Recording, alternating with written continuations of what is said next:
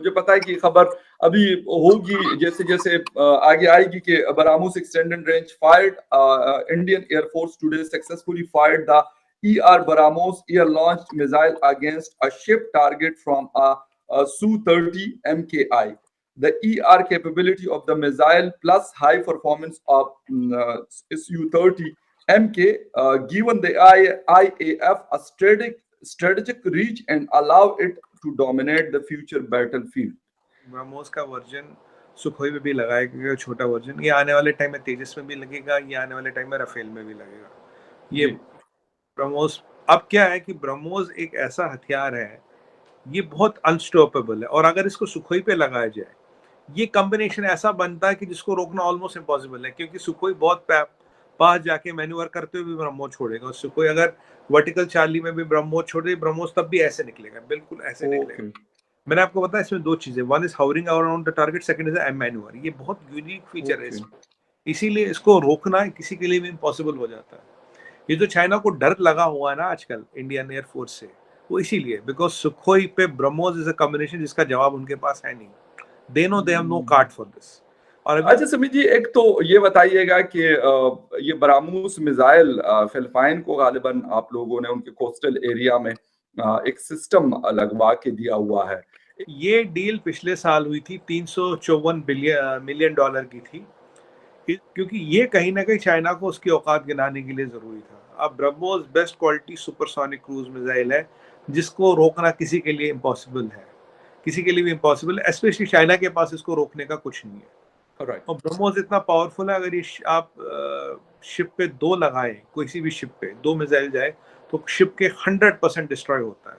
एक ब्रह्मोस में एक होता है एम मैन्यूवर, ये एम शेप में भी मैन्यूवर कर पाता है, जो यूनिक है। दूसरा लोअरिंग अराउंड, ये टारगेट के आसपास घूमता है और एम शेप मैन्यूवर करता है। इसीलिए इन दो फीचर्स के होते हुए इसको इंटरसेप्ट करना ऑलमोस्ट नामुमकिन है। अगर आप देखें तो ये इंडिया के पास एक गेम चेंजर मिसाइल है, वर्ल्ड की बेस्ट क्रूज मिसाइल में ये आती है, और इसको मांगने वाली करीब 26 से 27 कंट्रियां हैं। आपको बता दूं 26 से 27 मुल्क इसको मांग रहे हैं, पर ये हमारा एक यही हथियार है, हम इसको दे नहीं रहे। इसको फिलीपींस के देने का कारण क्या? फिलीपींस में एक इकोनॉमिक मैरीटाइम इकोनॉमिक जोन्स होते हैं, इकोनॉमिक जोन्स होते हैं जिसको शायद 200 किलोमीटर फ्रॉम योर कोस्ट होते हैं। उसमें जो भी मछली, तेल, पानी जो भी है वो आपका है। अब चाइना क्या है, चाइना साउथ चाइना सी में डिस्प्यूट करते कर, नहीं ये यार, ये मेरा, ये मेरिया, ये दद्दी जान के सपने में आई थी, उन्होंने बोला ये वाला तेरा। तो अब ये क्या करते थे इन्होंने, आपको याद होगा पिछली बार इन्होंने एक या दो ट्रॉलर फिलीपींस ने चाइना के डुबो दिए थे इसी चक्कर में।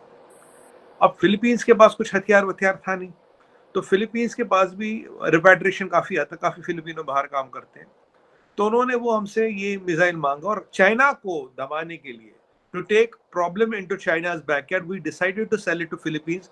जबकि मांगने वाले 27 से 28 मुल्क हैं, उनको नहीं बेचा, फिलीपींस को हमने बेचा। आइडिया यहाँ पैसे कमाना नहीं, आइडिया है कि चाइना को कंटेन करना। डायरेक्ट बोलूंगा, इसमें कोई इन बिटवीन द लाइंस बोलने वाली बात नहीं है। अब क्या होगा कि चाइनीज नेवी के लिए ये घातक मिसाइल है। अगर वो 200 किलोमीटर के फिलीपींस के इकोनॉमिक जोन्स में आना चाहती है और फिलीपींस चाहे इसे यूज करे, तो उसका कोई कार्टून के पास नहीं है।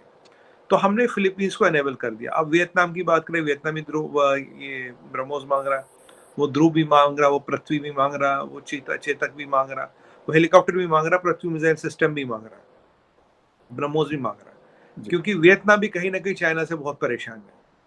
और आपको पता, चाइना और वियतनाम की पुरानी दुश्मनी कोई नहीं है नहीं, और हमने उनसे सबांग पोर्ट भी ले रखा है, जो डीप वाटर पोर्ट है।